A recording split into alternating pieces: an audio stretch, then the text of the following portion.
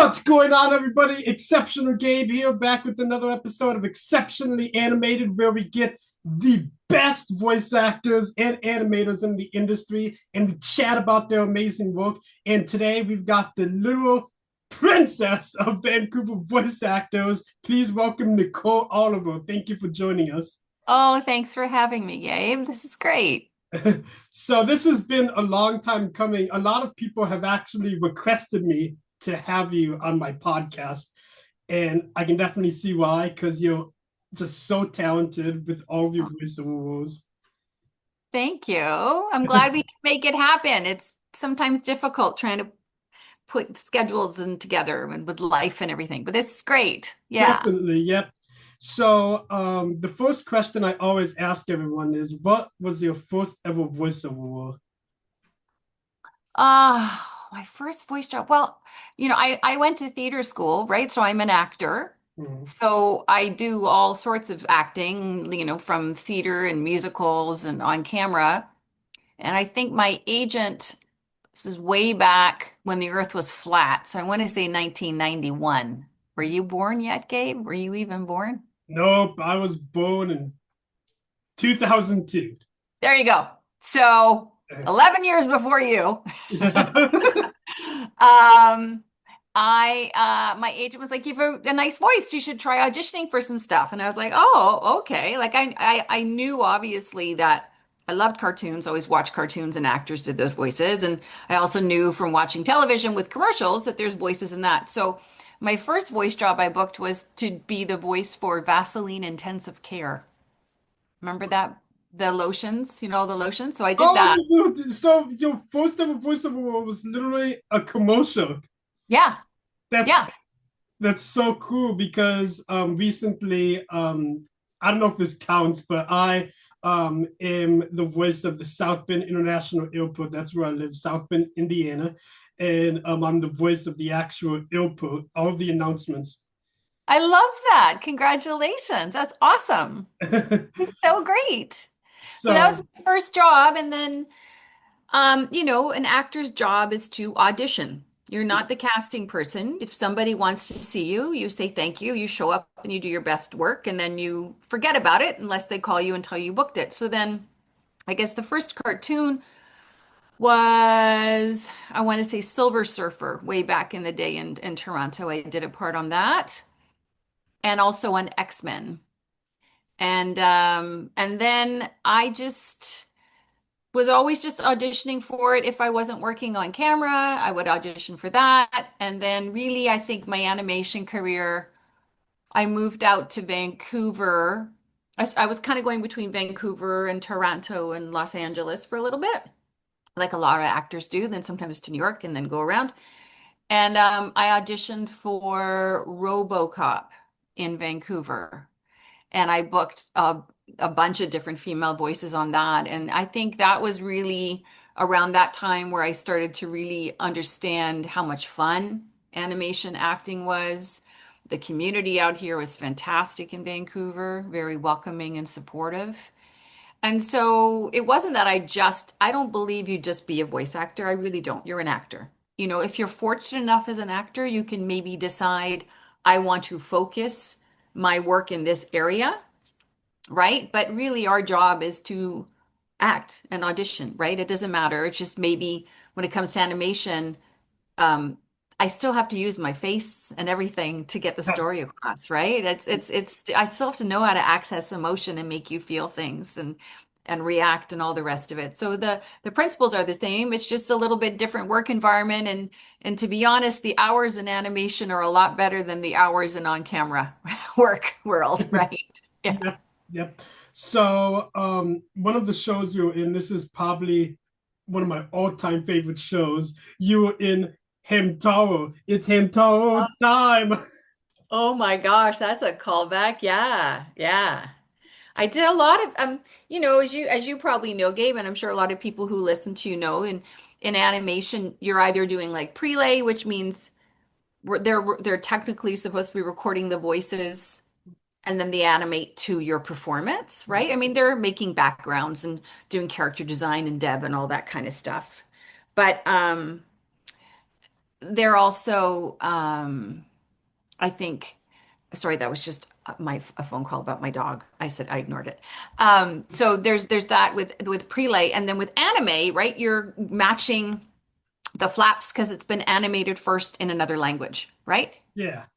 So I did a lot of in Vancouver in the 90s. There was a lot of anime happening, right? A lot of dubbing projects happening, and that's where Hamtaro came from, Hmm. and that was fun. I love that show. A So, lot of great performers on it. Great voices. Great voices. yeah, Kiyoazani and Sam Vincent, and many of them I had on the show already. I'm hoping to get the entire main cast on my show someday because I love the show so much, and I love all the actors who are on that show. What were some of the memories you've had of recording on that show, of course, at Ocean?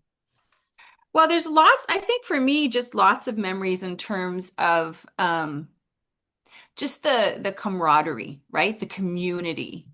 It's the best part about acting is doing it with other people, right? Mhm. Having that.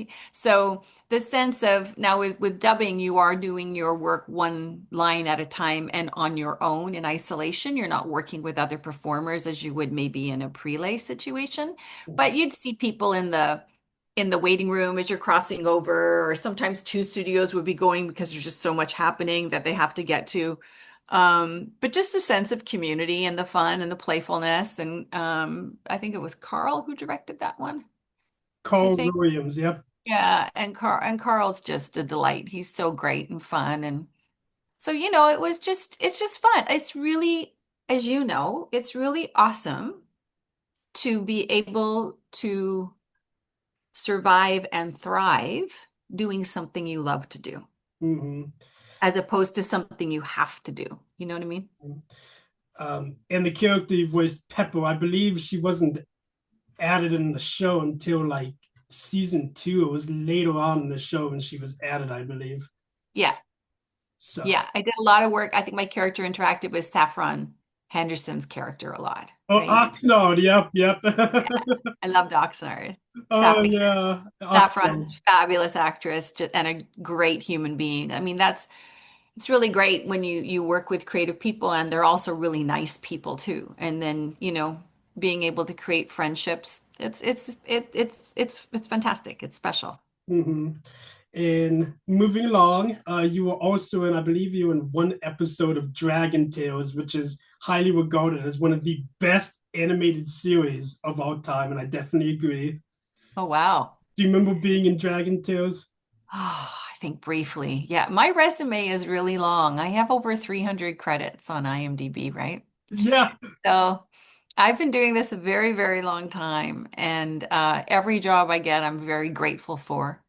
But as a performer, I'm only as good as my last job. So I just keep going, and I'm grateful that I've been doing this for 34 years, Gabe. 34 years. It's been my job, and I'm really proud of that. That's awesome. That's awesome. Another show you were in, I don't know if you remember this show. This is kind of an obscure show. You were in a couple episodes of Generation O. Do you remember that show? My gosh, you're doing deep dives. Yeah, yeah, yeah. That of course had Chantel Strand. It was based off of an actual rock band called Letters to Clear, which was pretty cool. It was a good show. It didn't last very long, only like 13 episodes, I believe. I think my favorite anime I did was Key the Metal Idol. Key the Middle Ida. And I was Key.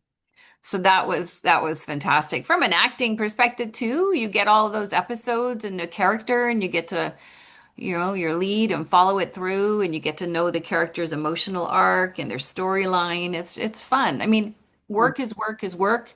Acting is fun, but when you can be a part of a project for a sustained time, which isn't always normal in our industry.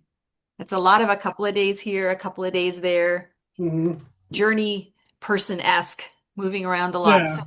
to have something you can be a part of for a long time is fun and rewarding, and that's I think why I like directing so much, right? Yep. Yep. Definitely. Definitely. And you're also in another show I wanted to bring up. This is another show that's kind of obscure because it never aired here in the States. However, I have watched it. I Oh, think it's wow. a pretty good show as well. Do you remember the show What About Mimi? Oh, yeah. I sure do. Look at you go. I think it was created by Ian Corlett. Was that Ian Corlett's show? No, I think you're thinking of Being Ian. Right, being Ian. Yeah. Yeah. Yeah. What about Mimi? Yeah. Yeah. So that was Studio B, Mhm. who became DHX, who became Wild Brain. Yeah. That's the corporate evolution of all that. Yeah. Changing names more than they change their toilet paper. Yeah. Well, it's because somebody sells and they make a lot of money and they go away and they travel the world and they have a nice life. Yeah, so did you just voice, was there a like specific character you voiced in that show? What about Mimi? Or like did you voice like just various characters throughout You know what? I can't even remember. I think I did a couple of various characters on that. I mean, that's the fun thing, right? Like yeah. after a while, you don't necessarily have to audition for everything. People are like, oh, she'd be great. Let's bring her in. Yeah, we love Nicole. Let's bring her in. And that's sometimes as a director what we do as well when we know we've got oh, we have a couple of voices. Oh, let's bring in Vincent Tong. He's incredible, and we know we can knock it out of the park. Let's bring in Kiara Zani. She's great. She can do the same. Let's bring in Sam Vincent. Any performer would love to be top of mind, top of tongue for people to just in to get that work. And that's you never know that's coming. So it's like Christmas. It's like, oh, great, okay. So And were you in Inuyasha as well? I did some episodes of that too. Wow, you're going back.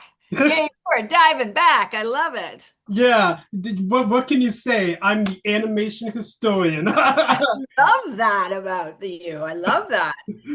Yeah, I have been a part of a lot of projects, a lot of well-known projects. I mean, I've been doing this a long time and I'm still here. And I think that's the thing I'm most proud of. I'm still here. So, So Inuyasha, I haven't seen much of it, but my sister's a huge fan. It's definitely a great show. Saffron was in that show again. Uh, yeah, Rebecca was in that show. Uh, yeah. who voiced Rebecca Joy Sunset Dead, Shimmer. love her. Yeah, Sunset Shimmer was such a badass. She's um, great. Yeah, and Rebecca's then awesome. and then just so many great Vancouver voice actors in Inuyasha. But you won't like a regular in Inuyasha. You just voiced again like some various, characters. Yeah. I mean, I would honestly have to go back and look at my resume. Like I said, not to, I'm going to toot my own horn. I've done a lot of things. And also, amongst doing all that, I've also had a really full life. I have a family. I've raised two young men. So there's lots happening in my brain and things that seemed important get replaced with other things that are Yeah. important. It doesn't erase the memory of it. It just maybe it's not as sharp, but everything I've done, I believe everything you do leads you to where you are today, right? Everything is a building block. Yes. Yes. So, yeah. I definitely agree with you. Definitely agree. So one last show, and then after this show, we're gonna get into more of the well-known characters you voiced. You in Baby Looney Tunes, but again, I think you were just kind of some various characters again. You didn't voice any. I was, but I did voice Mammy Two Shoes, right? In Tom and Jerry for many years. Mrs. Two Shoes. Yes, yes. Mm. Tom and Jerry Tales. That was another Warner Brothers show. Yep, yep. Yeah. Because both shows were great. Because both had Sam Vincent doing all of the classic Looney Tunes and Baby Looney Tunes, and then he voiced Jerry and Tom and Jerry Tales. So that was awesome. Yeah. Yeah. And you in Crypto the Super Dog as well, right? Yeah. Played the mom in that. And yeah, a lot of things. And a lot of these properties also then get developed further into live action, right? Or like there's nothing really ever original in Hollywood anymore. It's I always know. recycled ideas and notions. So It's so sad. This is how I feel about the industry these days sometimes. well, there's just a lack of I think you have a lot of incredibly talented and creative people, but the way streamers have gotten in, the Yeah. vertical integration in the industry, and it's always been dollar driven, right? We always like say it's always accountants and lawyers running the business, but it really is, right? If it's not on a table, an actuary table, going to make sense. If it's not, then that's why they stick with superheroes, right? Yes. Or Yeah. Tom Cruise movies. They're guaranteed. Even if you're going to spend like $400 million to make the movie, you're still going to make $1 billion. It's still a great return on investment. Yep. Oh, as opposed to taking a chance. But maybe every once in a while, Hollywood gets brave. So, Yep. So in crypto, like you mentioned, you voiced Kevin's mom. yeah. And I interviewed Sam already, and he said Nicole always voices the best moms. Aw, that's great. So Yeah, I guess so. I mean, I was a mom. I am maternal. I do like to care for my friends and family. It's a very much a big part of my personality. So I get those kind of characters. Yeah. yeah, do you have any memories of working on crypto? Such a great show. Um, Lots of memories. I mean, just again, there was a period in our industry where because of COVID, we weren't working together. And I think mhm, at that point, I know for me, kind of realized how much you just not took for granted, but just how unique and how much fun our work situation is, and just mhm, walking into the studio, seeing all the other actors, having your coffee, watching other people work or getting to work with them and then getting caught up, on breaks. And it's just a really fantastic thing to be a part of. mhm, And it's still being done like banker's hours, right? Like you work during the day between 9 and 6 and you're done. You can go home to your family and have an evening and do things where when you work on film and television sets, which is great, it's fun work, but it's long hours, right? It could be 12 hours, 14 hours every day. Sometimes you're in locations not near your family. mhm, So yeah, cartoons are great for that. You can have a life a little. You can participate in your life mhm, as you're participating in your work life. mhm. And I've got a little something to show you real quick. This is a piece of fan art I made for you a while. Oh, I love it. That's fantastic. Oh, you got Mrs. Cramp. Oh, I love it. That's great. I don't know if you saw it already. I just wanted to show you, in case if you haven't seen it yet. My dog's name is Zoe. Oh, did he specifically name it after the show? Well, actually, yeah, her and well, I have a cat named Leonard or Lenny after Lenny Kravitz. So Lenny Kravitz has a daughter Zoe, but then I also voice Zoe, so I thought it was kind of a good combo. Let's see if I can show you a picture of her. She kind of looks like my character. It's pretty funny. Oh, that'd be so cute. Let's find a picture here. Oh, there she is. Here she is. I don't know if you can see now. There's Zoe. Oh my God, that's so cute. That's my puppy. That's my baby. So, is that who you're going to pick up later? Yes. There she is. Oh, Smiling. that is adorable. And then I can show you Lenny because I have to show you both, right? Yeah, yeah. Leonard's a beast. Leonard's a cream point Himalayan with a snaggletooth. It's very grumpy. Oh my God, that is so cute. Isn't that awesome? So Yeah. those are my animals, my fur babies right now. Yeah, they're pretty great. So, let me think. Okay, so since we're talking about some of the mom characters you voiced, you were of course also in the Cramp Twins, which was by far one of the weirdest cartoons I remember from back in the day. Yeah, but it was great. I was mom to SpongeBob, right? So Tom Yeah. Kenny. So it's Yeah. funny you bring that up because one of the questions I wanted to ask you. So Kate, Susie, and Tom Kinney were the voice of the two kids. Yeah. Did you actually record in person with them? We did some, not in person. They were in LA and we were in Vancouver, but we could go over back in the day ISDN, so you could actually work together sometimes when our schedules would work out. Yeah. But but I did know Tom. I mean, when he had, I think it was his first kid, sent baby presents. So I mean, he's lovely. He was lovely. She was great. They were funny. They were icons, right? It was great to when we could coordinate it, work with them. Yeah. Mhm. Yeah, the Cramp Twins. Such a weird show. I remember watching it on Cartoon Network. I always loved the character design because all of the outlines were on the outside of the characters. which was really cool in my opinion. I don't know why most shows don't use that design because I think it's very unique.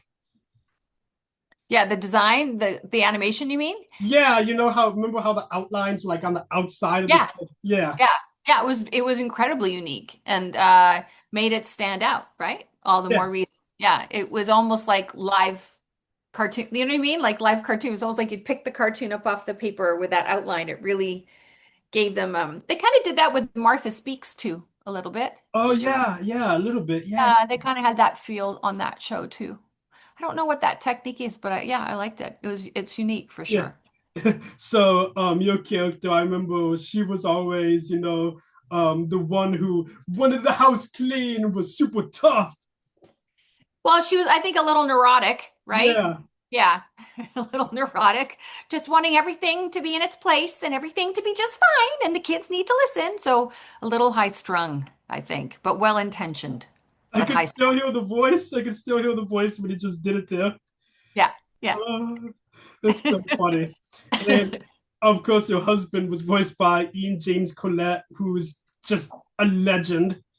Ian's fantastic. Yeah, he's wonderful. I've had the good fortune to work with him on a couple of projects and Sam on a couple of projects, Brian Drummond on we've done, those are kind of three gents I often get paired with for husband, wife, mom, dad roles. Yeah. Yeah, Ian James Collette, I remember his character. He was like always the worried boy. He was worried about getting in trouble with just everyone.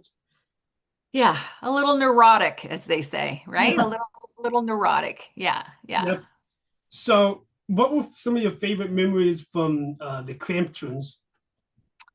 I think working with Chris Zimmerman, who was the animation, the voice director, she was fantastic.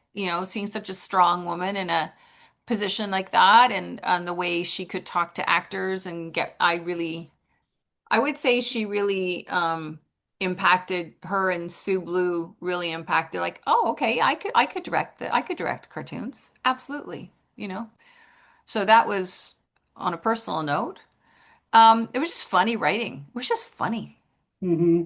Yeah. Even though half the time I felt bad for Lucien because half the time he just got picked on in every single episode because Lucien was like the geeky twin. Yeah, well, that kind of is what happens, isn't it? Like there's through I guess mean is funny or mean was funny for a while there. So Yeah. yeah. And Kathy Reslock voiced the teacher, and the teacher had like her little whipping stick, and she gave it to Lucien in one episode. She was like, "You need to get your family into shape." Yes. Like whip them into shape. Yeah. Yeah. Yeah, oh, that was so funny.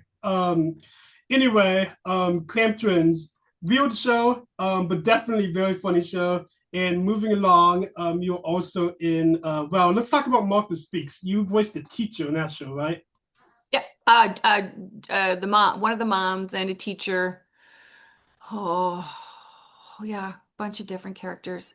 That was an interesting show. They were really wanting to hire a star to voice Martha. Mm-hmm. So Tabitha, who's incredibly talented, nominated for an Emmy for that, I think. She ended up doing the scratching of Martha, but eventually got the part. So it was great. I think the most talented person definitely won there. Mm-hmm. Yeah.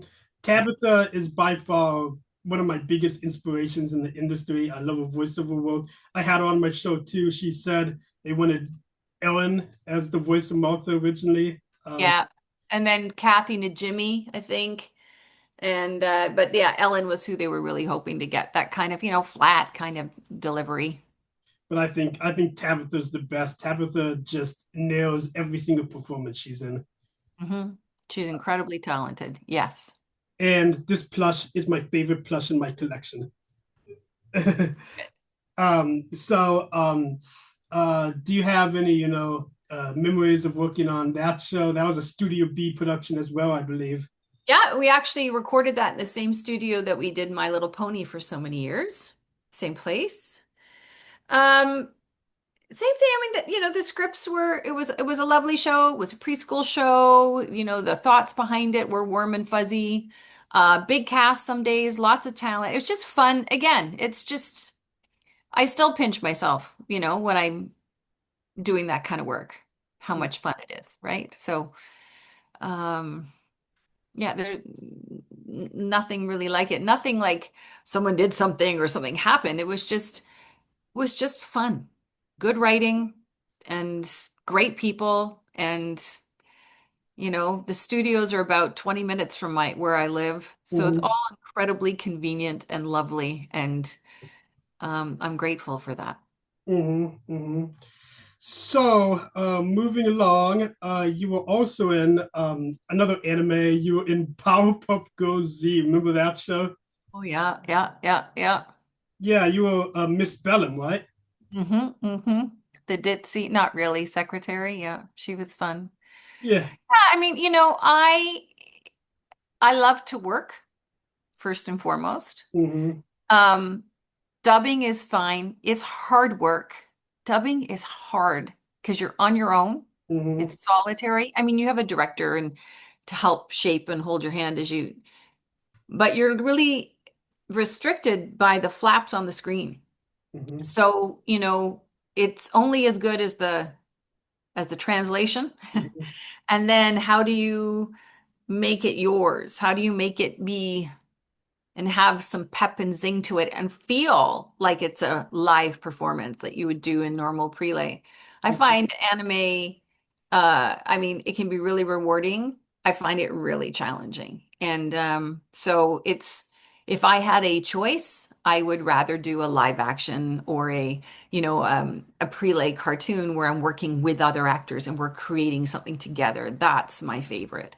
But as an actor, you want to act. And so if it's by yourself, then you'll do it. But if I had a choice, Yeah. I would do more prelay than the anime. So, was it, very special, being on Powerpuff Girls Z? Because the reason I ask, it's based off probably one of the most popular cartoons of all time. Like Taylor Strong got a like big start, I believe, on Powerpuff Girls as the voice of Yeah, Bubbles. yeah, yeah. I mean, very much aware of all the, history of where these things come from and being part of a franchise is huge. Yeah. Um, so, you're kind of aware of what you're doing. I'd say probably the show where as an animated animation performer where I really felt the impact of what we did was My Little Pony. That was really when we realized that show had jumped the zeitgeist, right? It had become part of a cultural fabric and nobody saw it coming. Um, and that was when really realized the impact that maybe something you've done could have on other people. That would be that show for me. Hmm. And to a degree, the Barbie movies. Now that my kids have all grown up, I've done tons of voices on those, and a lot of their female friends are like, "Your mom was the voice of my childhood," and hearing stuff like that is really humbling and really cool. Having a little bit of cred with your kids. So now at this point, so it's kind of cool. There's like 85,000 Barbie movies now. Yeah, it's a big Well, it's a big franchise. There's that word again, franchise, right? Yeah. Yep. It's a known commodity with a built-in audience that's expanding, so it makes sense to Hmm. the lawyers and the accountants, I guess. Hmm. All right. So now I saved the two biggest shows for last, okay? So one of them is one of my favorite cartoons of all time, Littlest Pet Shop. And again, I got it prepared. You ready? I'm ready. Yay! I love that. Even though she's missing her little hat. Her little hat. Yeah. Yeah, like Right, what see, the she heck? looks like my dog. She does look like my dog, I think. Hold on, let's see. Let's do a side by side. Keep that up there. Okay, okay, okay. Pull up my dog again. Hold on. Let's see. I think so. I think that looks like Zoe. Here we go. Oh yeah. Um, hello. Yeah, yeah, Zoe. And here I've got all of the other pets to like. Oh, Russell, Russell. yep, Yeah. Russell Ferguson, and I got Sunil. Oh, I loved that's Peter New. Oh, one of my favorites. And I've got Minka Mark. Yeah, And I've got of course, who could forget Penny Ling. yeah, Yeah, Jocelyn is awesome too. She was in Hamtaro, Jocelyn. yeah, And lastly, my second favorite probably Pepper Clark, yeah, because Tabitha again just nails every performance she does, in my opinion. yes, I agree. Okay, so what were some of your favorite memories of working on Littlest Pet Shop? Such a great Oh, cartoon. it was. The scripts were fantastic. I think I love there's an episode where my sister got stuck in the store. That was funny. Yeah, Um, and I it wasn't also even your sister that was stuck in the store. I know. And then I also played the cat uh what was it? The not the meerkats, the lemur, I guess the oh Whitney and Brittany Biscuit's pets. I voiced them as well. Oh yes, the The Biscuit twins. Twins. Yeah. Yeah, I voiced their pets. Um, which is fun working. I mean, again, Shannon Chan Kent and Tabitha and Peter. I mean, just funny. Sam. It was fun and it was funny. Um, and yeah, we only did a couple. I wish that show had gone longer, but it was great while we did it for sure. Yeah. Mhm. And the songs were a lot of fun too, of course. Yeah. Well, I didn't sing for Zoe. There was another performer who sang. I wasn't even an option whether I mean, I can sing, but they had hired I think it was somebody who was a YouTube singer at the time or a star. I don't know. They wanted somebody that had a star voice. So that's what happened there. But yeah, I voiced her for all the speaking stuff and all the acting stuff. And it was fun. It was I great. think it was Kylie Epp who did the singing voice. Yeah, I think so. Yeah. Yeah. Can you do the Zoe voice? Oh, goodness. Well, let me see. What should I say? Well, she's very particular, isn't she? She's very kind of like trying to figure out, oh, Sunil, don't do this. She's very that kind of vibe, which was really interesting because then My Little Pony came out, right? And one Mm-hmm. of the characters in My Little Pony was Rarity that Mm-hmm. had that same vibe, Mm-hmm. right? That Yeah. same vibe. And so I actually auditioned for, well, we all auditioned for every character on My Little Pony, but it was like it felt like Rarity was closer to Zoe. Yeah. I definitely agree with that. Yeah.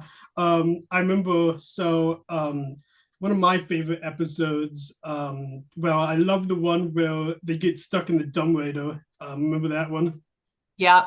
And also, I love the one where they're at the museum, they sneak into the museum, and they're having the fantasy about the dinosaur exhibit. Yes. And oh, and another one of my favorites is the one where Zoe's got to be a part of just any fashion show or any TV show that's being made.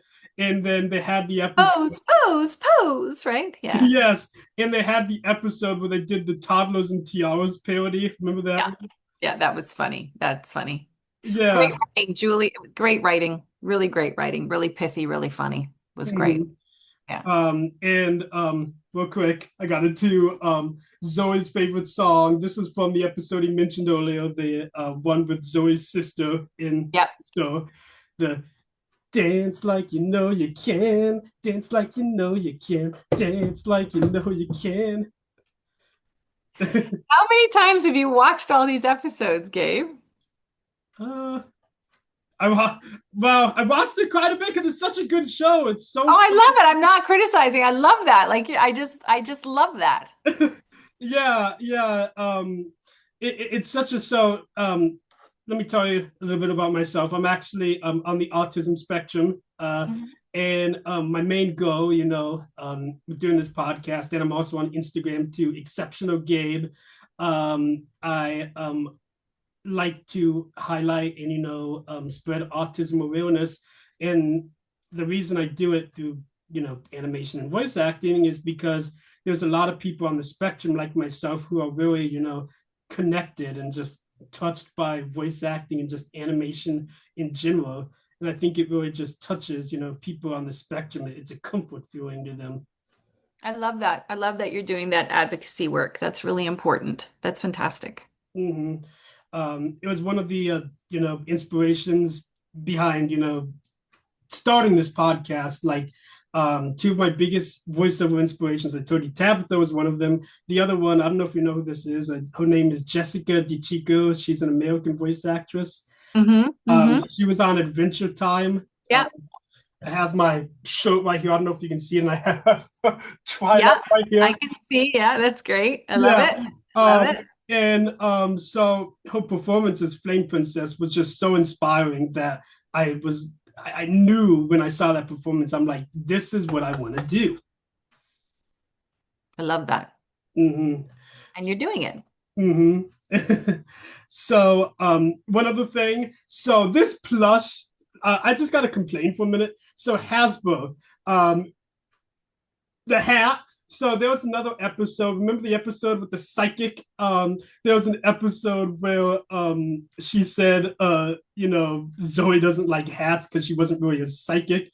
And Mrs. Trombley, who was voiced by Kathleen Ball, another legend, took off her hat and she was literally hiding the entire episode because she wouldn't come out with her hat on. So Great. come on, Hasbro, where's the hat? Where's the hat? Where's Oh, the hat?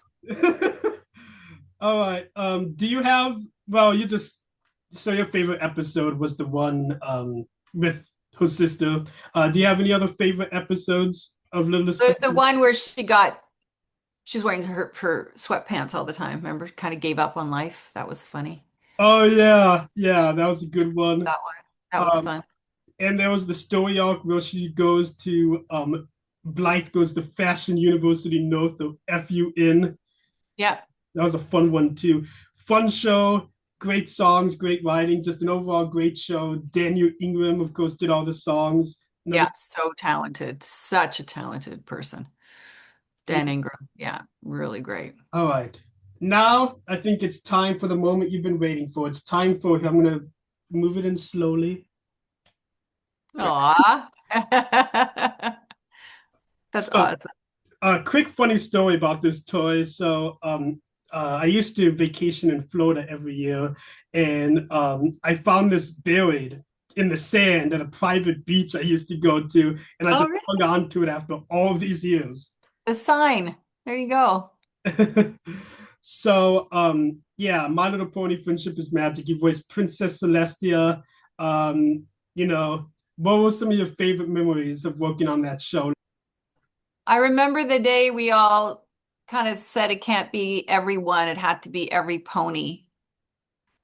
That was kind of developed in the actors were like, why would we say every, no, it's every pony. It should be every. So, hooves, not hands. So that was fun. Um, oh gosh, so many. I mean, I've talked about I loved working as Cheerly with Peter New as Big Mac when they had the love potion. That was probably one of my favorite moments ever recording that episode. I laughed so hard. Oh, it was so good. Mhm, We were trying to make each other break and laugh the whole time we were recording it. It was very funny. And mhm. everyone else in the room was trying not to laugh. And so it was quite good. Just all of it. The song, favorite moments, traveling around the world and meeting people from all around the world. I've zoomed into pony conventions in Russia and China. I've been in Europe and all over the States and Canada and meeting people who love the show and have attachments to it that are very personal and special. And um, yeah, I mean, it's 10 years of my life, right, doing that. So, and still, we're still, still go to conventions today and there's a whole new generation of fans that are tuning back into the show again. I mean, I think they're up to maybe season 5 or 6 in China now. Which is incredible that they're being able to watch that. And yeah, so it's just kind of got its own thing happening, and I'm happy to be along for the ride. So in Friendship is Magic, I don't know if Princess Celestia, I can't remember. if she ever sang any songs in that show. Oh yeah, yeah. Sang Okay, quite a few, yeah. yeah. So was that Um, your voice? that was me. Yeah, I did all my own singing on My Little Pony. Yeah. Oh, that's awesome. Too bad they couldn't use you on Littlest Pet Shop though, because that would have been even more awesome. Oh, yeah. Well, uh, I don't make the decisions. I just show up and say thank you. But yeah, I did the singing for Celestia. There was her ballad, which was really pretty, and you know, there's a song right near the end when the two sisters kind of went on a retirement retreat. Yeah. Yeah, with the zip lining and everything. It was fun. Mhm. And Yeah. yeah, when did you find out, the show was growing such a large fan base? Uh, Probably when went down to the first BronyCon in New York. So that would have been 2010, maybe. So the very first, it had just come out, and we were invited down to New York, and we thought there'd just be 100 people or so at this convention, 150 people at the convention. And there was like 1,000 people, and they were lined up out of the hotel in New York. They had no idea how to handle all these people. Everyone was dressed up, and it was quite something. And um, I still have the drawing. There was a young man who drove from Pennsylvania, I think, to give me this drawing of my character, and he used to be a graphic artist. And I hope I'm not getting a story too off, but the idea was he enlisted, and thank you for your service, and went overseas and came back and had, I think, some PTSD from his experience in Afghanistan, I think is where he was. Yeah, And so he was like babysitting his niece, and she liked the show and was watching the show, and it brought some comfort, and it actually inspired him to start drawing again. And so he brought me this beautiful, I have it framed in my office, beautiful framed pencil drawing of Celestia. And to understand how something you are part of and something you're doing could allow someone to have that kind of a story, that's when I think we all knew we weren't in Kansas anymore. It was something special. that's beautiful. And it's funny you mention that because I agree with you. I think that the reason it got such a large audience, the show really comforts to those people, with a PTSD, like you mentioned, but also, people on the autism spectrum, I'm Yeah. sure, love the show a lot too because it's a very, comforting show. It gets them away from the mean-spirited cartoons and just mean-spirited stuff in general, because it's all about friendship and stuff. It's a very bouncy show, and there's a lot of like nice colors in the show, and I truly think it's a great comfort show. It really, a lot of people on the spectrum relate to the show and the messages. Just a lot of people relate to it too. I mean, it's fun to be scared. It's fun to go on a thrill ride. It's fun, but it's also great fun to have fun with your friends and to feel loved and to have community and to have safety. I mean, Yeah. those are important too. It doesn't mean you're a Pollyanna or a goody two shoes. Mhm. There's space for everything, and let's celebrate all those different spaces. Okay. Yeah, I definitely agree with you. And the fan base got so big, even some of the biggest celebrities were fans of MOP. Like, you ready for this? John C. I know, right? That's fantastic. I love that. He was wearing that shirt that made me, I cracked up. That was great. You ever seen that movie? Yeah, Playing what movie was that from? Playing Remind with Fire. Yeah, yeah, no, I saw it. Yeah, I just laughed. It's always fun when, and I think wasn't there like a Pinkie Pie and a Transformers movie? Yeah, yeah. Playing with Fire, terrible movie, but it's funny that they had the like side plot with the My Little Pony in it, and these grown men know nothing about the show, and they're trying to act like they know about it in the movie. It's so funny. Yeah, it's super funny, right? I love it. Yeah, love it. Love it. All right. Anyway, we'll go ahead and wrap it up here because you have your precious little Zoe to pick up. Uh, but anything else you want to say before we head out? Well, I just want to say thank you, Gabe, for reaching out to me and for talking with me today. And I really appreciate it. I appreciate the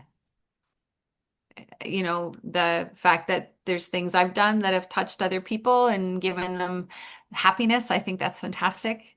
And I love that you're pursuing your passion and your dreams.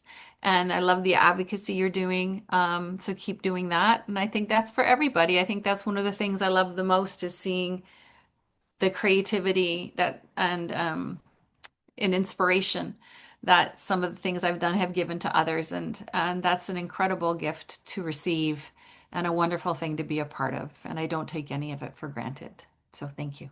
I love that. Anyway, thank you so much for taking the time to chat with me. I know it's been a long time coming, but I'm so glad we worked it out. I am too, Gabe. Thank you so much You're for welcome. all your questions and your interest. And I hope you have a great day. Bye. Have a good rest of your weekend. Bye.